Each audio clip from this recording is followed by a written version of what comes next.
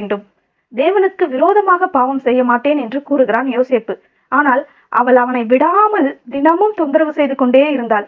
இப்படி தினமும் அவள் அவனை தொந்தரவு செய்தும் அவன் தவறு செய்யவில்லை. தினந்தோறும் ஒரு காரியத்தை செய்ய சொல்லி நம்மை வற்புறுத்தினால், அதற்கான சூழ்நிலையும் அமைந்தால் நாம் இடறி பாவத்திலே விழ பல சாத்தியம் இருக்கிறது.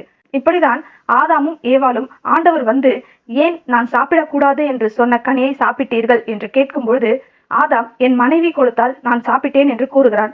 ஏவாளோ சாத்தான் என்னை வஞ்சித்தது, நான் சாப்பிட்டேன் என்று கூறுகிறாள்.